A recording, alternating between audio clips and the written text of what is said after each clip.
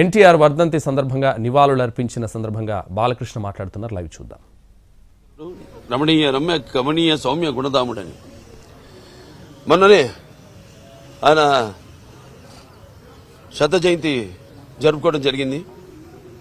తర్వాత ఆయన సినిమా పరిశ్రమకు వచ్చి 75 సంవత్సరాలు మన దేశం ఆయన మొదటి సినిమా. ఆ సినిమా యొక్క ఉత్సవం కూడా జరుపుకోవడం జరిగింది. ఇప్పుడు రామారావు చూసుకుంటే ఆయన సినీ రంగ ప్రస్తావన చూసుకుంటే మరి ఆయన నటిస్తుంటే పౌరాణికాలు ప్రాణాలు పోసుకున్నాయి, జానపదాలు జాబిలీలు అయ్యాయి, సాంఘికాలు సామాజిక పరిగమనాలు అయ్యాయి, పద్యం పాట పదునెక్కింది, పద్యం పాట నాట్యం నిలిచింది, కళామ తల్లి కన్నుల పండుగ చేసుకుంది, కళకళలాడింది, గలగల నవ్వింది. అంటే ఇక్కడే కాదు, మన దేశంలోనే కదా, ప్రపంచంలో ఎక్కడ చూసినా కూడా అటువంటి నటధీరుడు, అలాగే నటనలో ప్రయోగాలు చేసిన నటనాచార్యుడు, అలాగే పాత్రలో పరకాయ ప్రవేశం చేసి ఆ పాత్రలను ఆయన అణువణువులో జీర్ణింపు చేసుకుని ఆ పాత్రలకి న్యాయం చేసిన నటధీరుడు నందమూరి తారక రామారావు గారు. మనం ఎక్కడ వెతికి చూసినా, ఎక్కడ చూసినా కూడా అటువంటి నటధీరుడు, లేకపోతే నటచారుడు, లేకపోతే నటధీరుడు ఎక్కడా మనకి కానరాడు అని నేనే కాదు, ప్రతి ఒక్కడు చెప్పుకుని తీరుతారు, ఒప్పుకుని తీరుతారు. అలాగే తర్వాత ఆయన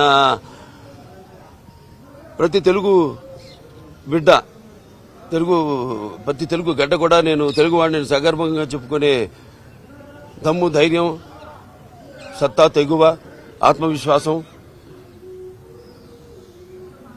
పదును పెట్టి మరి ప్రతి తెలుగువాడిని బయటికి తీసుకొచ్చి నేను తెలుగు వాడిని అని చెప్పే సత్తా, ధైర్యం ఇచ్చిన తెలుగు తేజ నందమూరి తారక రామారావు గారు. ఆనాడు తెలుగుదేశం పార్టీని స్థాపించి, మరి తెలుగుదేశం పుట్టింది శ్రామికుడి చెమటలో నుంచి, కార్మికుడి కరిగిన కండరాల్లో నుంచి, రైతు కూలీల రక్తంలో నుంచి, అలాగే కష్టజీవ నిరుపేదల కంటి మంటల్లో నుంచి, కష్టజీవుల కన్నీళ్లలో నుంచి అని ఆనాడు, అలాగే అన్నార్థుల ఆక్రందనల నుంచి అంటూ, అలాగే తెలుగుదేశం పిలుస్తుంది రా కదిలిరా అని తెలుగుదేశం పార్టీని పెట్టి మరి ఆనాడు ఒక విప్లవం తీసుకొచ్చారు ఆయన. ప్రతి తెలుగు బిడ్డ బొడ్డు కోయక ముందే రాజకీయ చైతన్యం తీసుకొచ్చిన మహానుభావుడు నందమూరి తారక రామారావు గారు. అంతకుముందు వరకు చాలా మందికి ఈ రాజకీయాల మీద ఆసక్తి ఉండేది కాదు, చాలా మందికి తెలిసేది కూడా కాదు. అటువంటిది ఆయన ఈ తెలుగుదేశం పార్టీని పెట్టి అందరిలోనూ ఒక రాజకీయ చైతన్యం తీసుకొచ్చిన ఓ మహానాయకుడు నందమూరి తారక రామారావు గారు. అలాగే రాజకీయాల్లోకి వచ్చాక ఎన్నో సాహసోపేతమైన పథకాలను అమలు చేశారు. అవి ప్రజలకు ఉపయోగపడేవి, అలాగే ఎంతో సానుకూలమైనవి కూడా ఆ పథకాలన్నీ. ఎన్టీ రామారావు రాజకీయాల్లోకి రాకముందు, వచ్చిన తర్వాత ఆయన ప్రవేశపెట్టిన పథకాలు వాటిని అమలు చేసి ఇప్పటికీ అందరూ వాటిని ప్రవేశపెట్టి అమలు చేసేలా చేసిన మహానాయకుడు Nandamuri Taraka Rama Rao. That is NTR. అందుకే ఒక పేదవాడి ఆఖరి బాధ తెలిసిన అన్న ఆయనే, అలాగే ఒక జనం భవితకు బాట వేసిన అమ్మ ఆయనే, అలాగే ఆయనకు అండగా ఉన్న